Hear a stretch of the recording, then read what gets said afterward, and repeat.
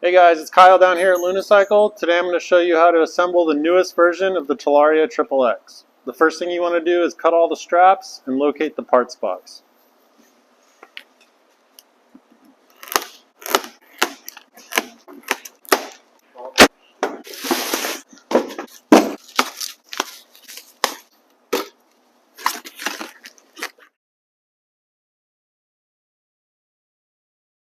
Alright, inside the parts box you'll find the front wheel spacers, the pegs, you have your keys, you got a very important headset spacer, which you definitely need to use. You have the top cap, you have a racing number plate, and the owner's manual, and also the tools you need to assemble it. And then zip tied to the rear wheel is the handlebars with the stem already installed. Alright guys, I normally mention this at the end of the video, but it's very important you air up your tires. These come from the factory with a very low PSI. If you just slap your bike together and go ride without airing up the tires, you're going to end up with some flat tires from pinching the valve or rotating the tire. So it's very important to air these up. 32 PSI with the dirt wheels front and rear. Alright, back to assembling the bike. The first thing you want to do is install this very important headset spacer. This is not an extra piece, it's necessary. So install the headset spacer onto the steer tube, then you can twist your stem into place and install the top cap. You don't need to get any of this stuff super tight yet because you're going to do your final alignment once the front wheel is already on. But go ahead and tighten down the top cap.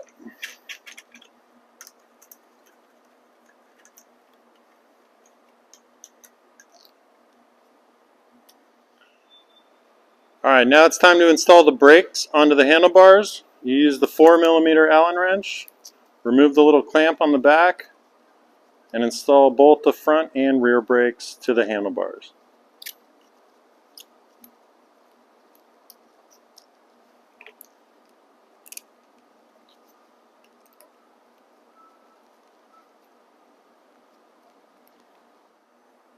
Alright guys, now it's time to install the front wheel. Removing this rear axle can be very difficult. You don't want to rush this. You want to take your time and be sure you don't damage this axle. If you damage this axle, you're not going to be riding your bike. You're going to need to wait for us to ship you another one. So here, you have a blue strap that's compressing the fork. Go ahead and fully remove that. Next, you want to take your 5mm and be sure all 4 of these pinch bolts are loose. You don't want to try to remove this axle if any of these 4 bolts are still putting pressure on the axle. So be sure all 4 of these are nice and loose. Next, you take your 8mm wrench and loosen up this axle bolt a little bit here. Now all of the factory forks, all the bikes are coming with this fork as of now. They may switch it up and come with DNMs. If they do have DNMs, you can take the axle out either direction. If it's the factory fork like this, where it's just all black and there's no logos anywhere, the axle only comes out this direction, so away from the brake. Forcing it this direction, it'll never ever come out. Alright, so we're going to push the axle out this direction. I'm going to loosen this bolt a few turns like this, and then I'm going to hit it with a rubber mallet. I'm not going to bash on it with metal. I'm going to tap on it with a rubber mallet, and that's going to get everything started. You can see the axle already moved a good 1/4 of an inch. You can back it out a little more, push it a little further, and now it's time to fully remove this axle bolt. Alright, now our goal is to get this out of this block of wood without damaging it. So wiggling the bike left and right can really help. If you have someone to help you lift up the bike while you push on it, it can really help. I recommend just pushing on this with the 8mm. Don't hit this with a hammer or anything at all. Just use the force of your hand, and you should be able to pull this axle all the way out.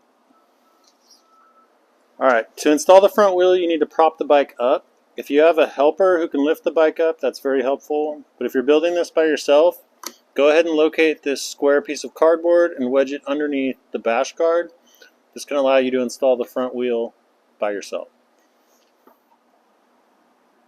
Alright guys, now it's time to install the front wheel. There is a small plastic spacer in between the brake pads. You want to just go ahead and remove this little spacer. If you try to install the wheel with this still in place, it's going to be impossible. Next, you need to install your front wheel spacers. These are necessary. They're not extra pieces. They're absolutely essential. There is a small little rubber O-ring on these, which can make it a little difficult to install, but just take your time and you'll get each one of these wheel spacers installed on the hub. Go ahead and install these on both sides. And then it's time to install the front wheel. I always do this by just looking at the disc and guiding it straight in between the two brake pads. Just putting eyes only on that, it should pop right into place. And now it's time to install the axle. You'll see it's only going to go in from one direction. And you can lift each leg and get this axle all the way into place. Go ahead and install your axle bolt. Get this nice and tight with the 8mm, and now it's time to tighten down the 4 pinch bolts. These 4 pinch bolts need to be tight, otherwise your wheel can come off. And the way you tighten these is you have to do left, right, left, right, left, right, because when I tighten this one, all of a sudden this one's going to get loose. So you need to go back and forth until both of these are nice and tight.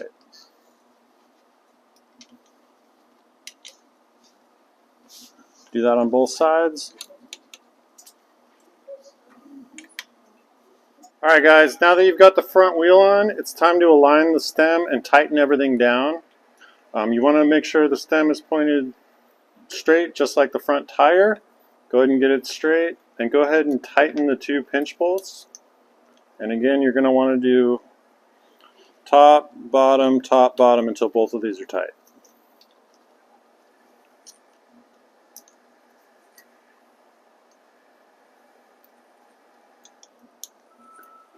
Go ahead and check the 4 faceplate bolts. They should be tight from the factory, but it doesn't hurt to check these out.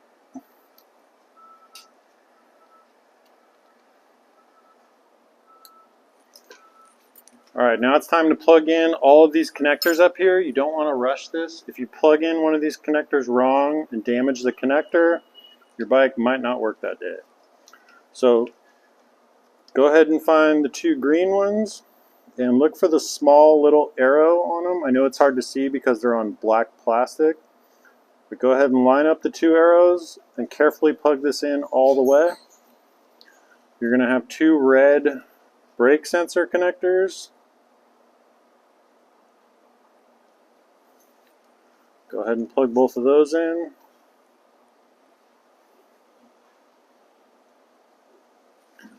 Next you have an all black display connector and your light switch.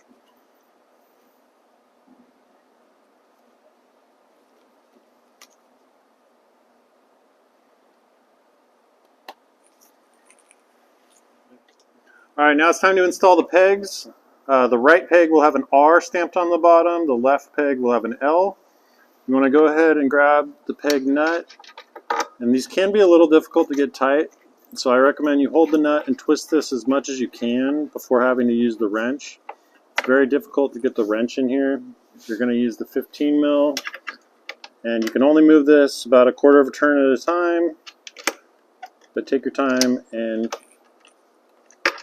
get the nut all the way tight. Alright, on the kickstand side, there is a kickstand sensor wire which can get pinched in between the nut and the peg. So carefully move this wire out of the way and be sure you don't damage this when you install the kickstand side peg.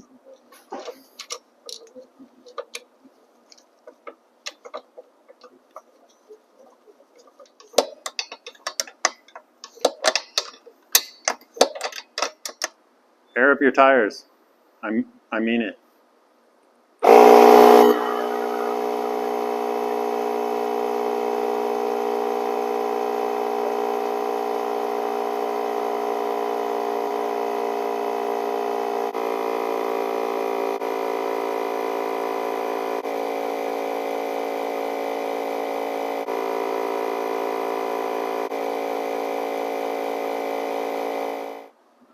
On this bike, you're going to want to cover up all these wires with the included number plate. Just be sure you don't pinch any of the harness wires when you install the 4 zip ties. Now I know front fenders aren't cool anymore, but if you want to run the front fender, you just mount it to the bottom using the 3 remaining bolts and washers. Alright guys, now that you've assembled the newest XXX, it's time to take it out and ride. The way you power this up is you press the red power button in the middle, swipe one of the key fobs in front of this sensor area here. You give it a couple seconds to power up. You can look at your new color screen and see you're in weight mode. When you're in weight mode, you twist the throttle, nothing happens. You need to put the kickstand up and then press the start button, which is the red start button on the throttle. Once you press that, you're either going to be in sport mode, which is S and yellow, or eco mode, which is green and E. Eco mode is much slower than sport mode. Always start off in eco mode when you're learning how to ride.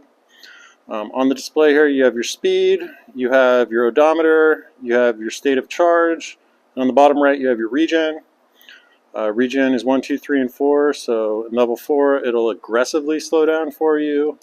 In level 1, it'll coast. You have a headlight kill switch, which kills the front and the rear lights. You also have a very loud horn. Alright guys, now that you've assembled your Talaria XXX, it's time to get out there and ride.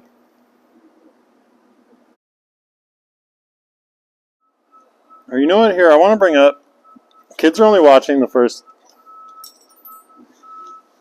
30 seconds of this video, and they're not watching the end, where I talk about airing up the tires. So they're all riding them without air.